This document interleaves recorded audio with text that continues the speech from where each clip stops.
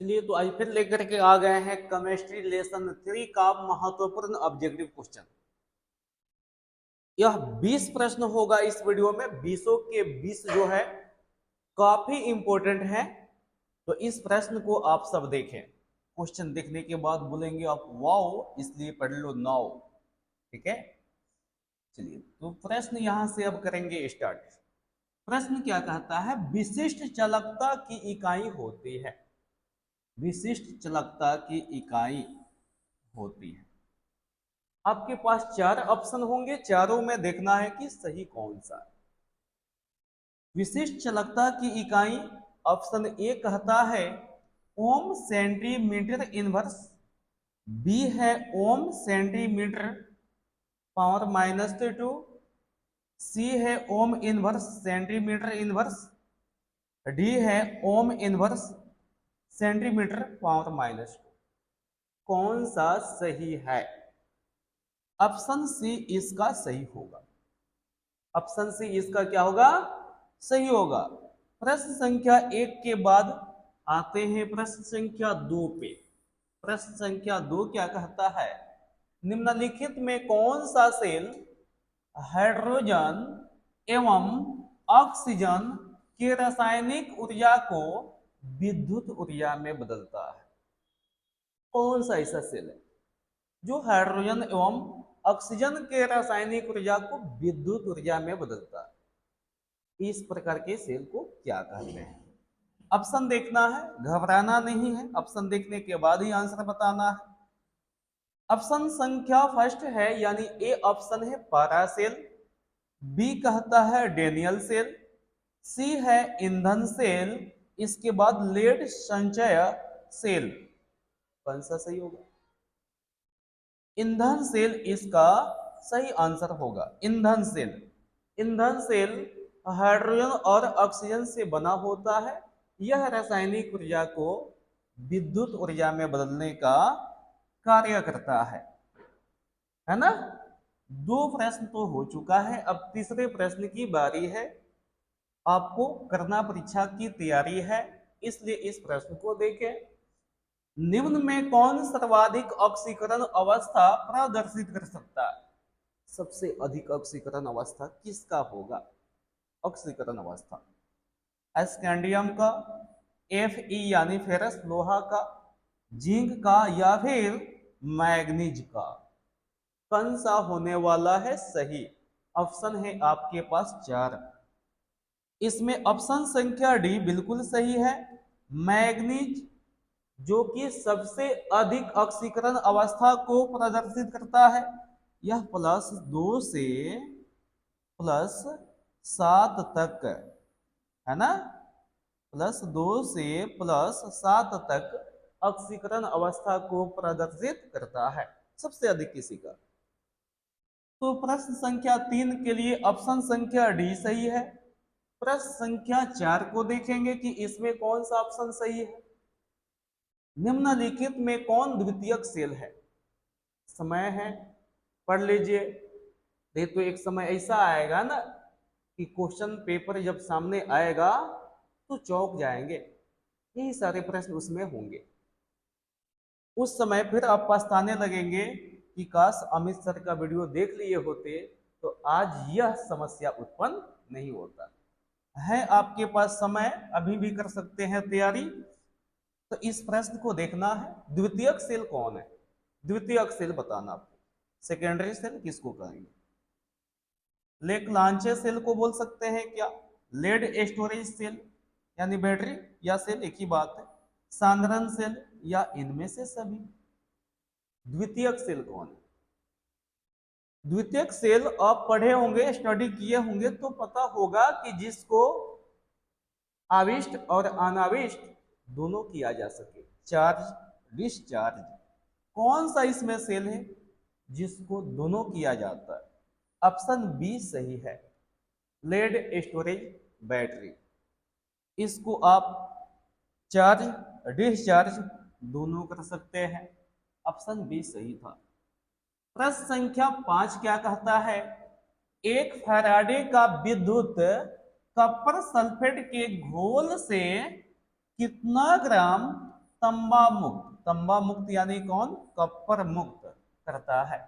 कितने gram copper बाहर निकलेगा? आवेश कितना है? 1 फैराडे। विलयन कौन सा है? कॉपर सल्फेट का है। मुक्त किसको करना है? कॉपर को करना है। पढ़े होंगे शायद आप। कॉपर का भार होता है कितना? 63.5 लगभग में, 63.5 लगभग इतना ग्राम होता है। इसके लिए इसके साथ कितने संयोजकता को रखा गया है? 2 को रखा गया। 2 से भाग देंगे, जो आएगा वही आंसर होगा। भाग देते हैं इसमें, 31.75 आएगा। बहुत संकेत में बता दिया। ये प्रश्न पूछता है ना, या फराडे दिया होगा 1 फराडे, तो ये फिक्स है 31.75। कौन सा ऑप्शन इसमें सही होगा? 63.5 हो सकता है क्या? नहीं हो सकता है, अभी बताए थे। 31.75 इसमें ढूंढना है, खोजना है। 31.75 मिल गया। अधिक मेहनत की कोई आवश्यकता नहीं है। ऑप्शन बी इसका सही होगा। 5 नंबर प्रश्न के लिए ऑप्शन बी सही होगा। कहां से लिखे? कॉपर का भार 63.5, इसकी संयोजकता 2, भाग दिए, निकल गया। आगे बढ़ते हैं, देखते हैं क्या कहता है प्रश्न। सेल स्थिरांक की इकाई है। सेल स्थिरांक की इकाई, सेल स्थिरांक की इकाई है। ओम इनवर्स होता है क्या? नहीं होता। ओम इनवर्स सेंटीमीटर इनवर्स होता है क्या? आपका भी दायित्व तो बनता है कि कुछ सोचो। हो सकता या सेंटीमीटर इनवर्स होगा या फिर ओम सेंटीमीटर, कौन होगा? डी सी होगा ही नहीं। कौन बच गया? Option B. ऑप्शन बी क्या है? सही है। अब बारी किसका है? 7 नंबर प्रश्न का। क्या कमाल का question. Silver nitrate, silver nitrate के घोल से 108 ग्राम सिल्वर मुक्त करने के लिए, यानी इतना सिल्वर प्राप्त करना है, सिल्वर यानी एजी को इतना प्राप्त करना है, विद्युत धारा की जो मात्रा की आवश्यकता होती है वह है कितना? विद्युत धारा की आवश्यकता हो। 1 फैराडे पर कितना धातु मुक्त होता है? जितना उसका भार होता है। सिल्वर का अणुभार होता कितना? 108 ग्राम के लगभग होता है। यह 1 फैराडे पर ही मुक्त होगा ना। या ऐसे बोल सकते हैं 96,500 कूलम। 96,500 कूलम लगभग में, लगभग में ये इतना भी हो सकता है। 1 फैराडे बराबर इतना कूलम। कौन सा ऑप्शन इसमें सही है? इसमें फैराडे कूलम की बात किया गया है। ऑप्शन ए कहता है 1 फैराडे, बी कहता है 1 कूलम, सी कहता है 2 फैराडे, डी भी कुछ कह रहा है 2 कूलम। हम क्या बोले थे? 1 फैराडे पर जितना उसका अणुभार है उतना मुक्त होगा, क्योंकि पता है ना कि इसका संयोजकता 1 होता है। इसमें यदि हम 1 से भाग ही दे तो क्या फर्क पड़ने वाला है? कुछ नहीं। यानी इसमें क्या होगा? 1 फैराडे। ऑप्शन ए क्या है? सही है। इसके बाद प्रश्न संख्या 8 क्या कहता है? द्रवित सोडियम क्लोराइड, द्रवित सोडियम क्लोराइड के विद्युत अपघटन से कैथोड पर मुक्त होता है। कैथोड पर ये होगा धनायन, ये होगा ऋणायन, ये धनायन होगा, ये ऋणायन होगा। ये हो गया कैथोड, ये हो गया एनोड, ये हो गया एनोड। कैथोड पर मुक्त होता है। कौन मुक्त होगा? सोडियम या क्लोरीन? दिख ही रहा होगा सबको कि कैथोड पर सोडियम मुक्त होगा। ऑप्शन देख लेते हैं। क्लोरीन, ना ना, ये तो बिल्कुल गलत है, ये नहीं हो सकता, ये नहीं हो सकता। सोडियम, ये तो सही है। सोडियम अमलगम, वहां कहां भटकना है, ये तो गलत है। डी हाइड्रोजन, ये भी गलत है, यानी ऑप्शन बी इसका सही था। ऑप्शन बी सही था। 8 नंबर प्रश्न के लिए ऑप्शन बी। अब 9 नंबर प्रश्न के लिए क्या होगा? निम्न में से कौन एक अवरोधक है? निम्न में से कौन एक अवरोधक है ना? किससे होकर के जो है विद्युत धारा प्रवाहित नहीं होगा? है ना, उसी को अवरोधक बोलेंगे ना, जिससे होकर के विद्युत धारा प्रवाहित नहीं हो। ऑप्शन देख लेते हैं। ग्रेफाइट, ये तो अवरोधक नहीं है, इसमें विद्युत धारा का प्रवाहन होता है। एल्युमिनियम, ये भी ठीक है, विद्युत धारा का प्रवाहन होता है। डायमंड यानी हीरा, इसमें विद्युत धारा का प्रवाहन होता है क्या? नहीं होता, हो ही नहीं सकता।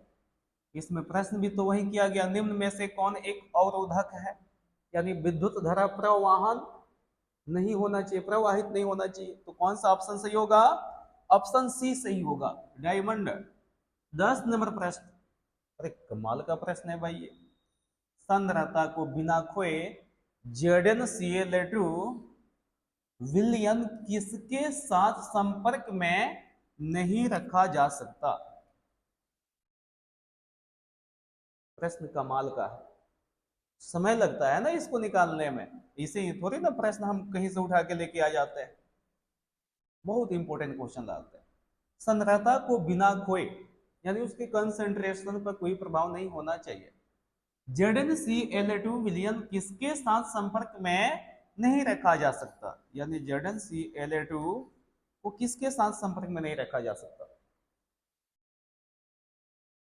बता दीजिए। ऑप्शन आपके पास है AU, AL, PB, AG, यानी ये है सोना, ये है एल्युमिनियम, ये है प्लम्बम, या लेड भी बोल सकते हैं, ये है सिल्वर। इससे जो अधिक क्रियाशील होगा उसके साथ इसको नहीं रखा जा सकता, और इससे अधिक क्रियाशील इस चारों ऑप्शन में ऑप्शन बी है। एल्युमिनियम धातु जिंक धातु से अधिक क्रियाशील होता है। अगर इसको इसके साथ रख देंगे ना, तुरंत इसको हटा देगा, इसको हटा देगा, और ये एल्युमिनियम क्लोराइड बना देगा। तो मालूम चलेगा आप रखे थे जिंक क्लोराइड, और जब निकालेंगे तो मिलेगा एल्युमिनियम क्लोराइड, अधिक क्रियाशील, नहीं रख सकते ना। तो ऑप्शन बी इसका सही है। क्या कमाल की बात थी, कमाल की बात थी ना। प्रश्न 11 क्या कहता है? हाइड्रोजन ऑक्सीजन ईंधन सेल में हाइड्रोजन का दहन होता है जो, आगे ऑप्शन देखना, जो के बाद क्या होगा? अत्यधिक शुद्ध जल उत्पन्न करता है, दो इलेक्ट्रोडों के बीच विभवांतर उत्पन्न करता है, ऊष्मा उत्पन्न करता है, इलेक्ट्रॉन सतह से अवशोषित ऑक्सीजन निकलता है। कौन सा ऑप्शन सही होना चाहिए? ईंधन सेल हाइड्रोजन और ऑक्सीजन से बना होता है। कुछ समय पहले भी हम बात यह किए थे, इस बारे में बात हुआ था। लेकिन इसमें से विद्युत धारा कब निकलता है? जब दो इलेक्ट्रोडों के बीच विभवांतर उत्पन्न होता है, विभवांतर विभव उत्पन्न होगा, यानी ऑप्शन बी इसका क्या होगा? सही होगा। 11 नंबर प्रश्न के लिए ऑप्शन बी सही है। तापमान में वृद्धि के साथ धातु की चलकता क्या होता है? देखिए बात क्या है ना कि तापमान यदि बढ़े तो चलकता घटती है, कम हो जाती है, क्योंकि तापमान के व्युत्क्रमानुपाती होता है चलकता। तापमान बढ़ेगा, चलकता घटेगा। ऑप्शन की ओर देखते हैं क्या कहता है। बढ़ती है, ऐसा होता है क्या? नहीं होता। घटती है, हाँ ऐसा तो होता है, अभी बताए थे। अपरिवर्तित रहती है, यानी कोई बदलाव नहीं, ये तो गलत है। दुगुनी हो जाती है, और ये तो बिल्कुल गलत है। ऑप्शन बी सही, घटती है, कम होगी, कम होगी। तापमान जितना बढ़ेगा चलकता उतना कम, तापमान जितना घटेगा चलकता उतना अधिक, विपरीत है दोनों। चलिए आगे बढ़ते हैं। प्रश्न क्या कहता है? फैराडे का विद्युत विच्छेदन का द्वितीय नियम संबंधित है। फैराडे का विद्युत विच्छेदन का द्वितीय नियम संबंधित है धन आयन के परमाणु संख्या से, विद्युत के समतुल्य भार से, ऋणायन के परमाणु संख्या से, धनायन के क्रिस्टल से। ऑप्शन सामने है, प्रश्न सामने है, होगा कौन सही ये आपको बताना है। अभी हम बता रहे हैं ना, फिर समय आएगा कि हम आपसे पूछेंगे कि सही कौन सा है, और यदि आप आंसर दे देते हैं तो उसके बदले में कुछ मान सम्मान आपका बढ़ाने के लिए, सम्मानित करने के लिए गिफ्ट का भी व्यवस्था किया जाएगा। तो वीडियो में आप जुड़े रहें, क्या क्या होने वाला है ये सब देखें आप। इसमें ऑप्शन बी सही होगा, इसका भी विद्युत के समतुल्य भार से फैराडे का दूसरा नियम संबंधित है। आगे प्रश्न क्या कहता है, 96,500 कूलम कॉपर सल्फेट के विलयन से मुक्त करता है, यानी कितना कॉपर मुक्त होगा। 96,500 कूलम बोलिए या 1 फैराडे, दोनों बात एक ही होता है। और यह प्रश्न पहले भी था, पहले भी था। ऑप्शन उसमें क्या सही हुआ था, 31.75 ग्राम। इसमें भी देख लेते हैं, इसके आसपास यानी लगभग में वैल्यू निकलता है ना, पॉइंट में आसपास के वैल्यू हो सकता है। देख लेते हैं कौन सा सही है। 63.5 ग्राम हो सकता है क्या, ना ना ये तो नहीं हो सकता। 31.76, 31.7, इसके नजदीक में तो यही है, इसके पास में तो यही है, ये हो सकता है, ये हो सकता है 96,500, ये तो बिल्कुल नहीं होगा, 100 ग्राम होगा ही नहीं। ऑप्शन बी इसका भी सही है, ऑप्शन बी इसका भी सही है। अच्छा आगे क्या प्रश्न कहता है, निम्नलिखित में कौन धातु कॉपर सल्फेट के साथ प्रतिक्रिया नहीं करता है, कॉपर सल्फेट के साथ प्रतिक्रिया नहीं करता, कॉपर सल्फेट के साथ प्रतिक्रिया नहीं करता है, निम्न में से कौन है जो कॉपर सल्फेट के साथ प्रतिक्रिया नहीं करेगा, यानी इसके विलयन में यदि डाल दे तो कोई दिक्कत वाली बात नहीं है। कौन सा होगा, एफ ही हो जाएगा क्या, नहीं होगा, ये उससे अधिक क्रियाशील है ना, तुरंत हटाएगा, दे देगा 2 चाटा, ये बेचने लगेंगे आटा, काम इनका खत्म, क्योंकि अधिक क्रियाशील है, ये नहीं हो सकता। जिंक इससे अधिक क्रियाशील है, ये भी नहीं हो सकता। मैग्नीशियम भी अधिक क्रियाशील है, बच कौन सा गया, ऑप्शन है डी। सिल्वर धातु कॉपर से कम क्रियाशील होता है, यदि उसको डालेंगे ना यहाँ तो कोई प्रॉब्लम होने वाला नहीं है। निम्नलिखित में से किस पदार्थ के घोल को कॉपर के बर्तन में सुरक्षित रखा जा सकता है, कोई प्रॉब्लम ना हो, कौन सा ऐसा घोल है जिसको इसके बर्तन में रख दे, कॉपर में, ये कॉपर का बर्तन हो, जिसे यह बर्तन है कॉपर का, इसमें हम रख दें, इसमें किस घोल को इसमें रख देंगे, अब कोई बदलाव नहीं होना चाहिए, ये नहीं कि हम कुछ रखे और निकला कुछ और, उसके बाद कहेंगे कि मैजिक हो गया, मैजिक कोई दिखाना नहीं है, आपको बताना। जिंक सल्फेट इसमें रख सकते हैं क्या, इसके अंदर, ऑप्शन देखते हैं। सिल्वर नाइट्रेट इसके अंदर रख सकते हैं क्या, AuCl3, AuCl3, ऑरम क्लोराइड इसके अंदर, इनसे सभी को यानी सभी को भी रख सकते हैं क्या, आपको बताना है। यहां ध्यान दीजिए, जिंक सल्फेट को यदि इसमें रखते हैं तो जिंक धातु कॉपर से अधिक क्रियाशील है, ये अधिक क्रियाशील है, इसको हटाना कॉपर की बस की बात नहीं है। यदि इसको इसमें हम डाल दें ना, इसमें कॉपर कुछ नहीं कर पाएगा, उसको हटा ही नहीं सकता, और जब नहीं हटाएगा तो अभिक्रिया नहीं होगा, यानी यही सुरक्षित रहेगा इसमें, क्योंकि जिंक इससे अधिक क्रियाशील है, अधिक क्रियाशील। AgNO3 को डालेंगे ना, Ag कम क्रियाशील है Cu से, Cu उसको हटा देगा, रखेंगे तो सिल्वर नाइट्रेट मिलेगा नहीं, मिलेगा कॉपर नाइट्रेट।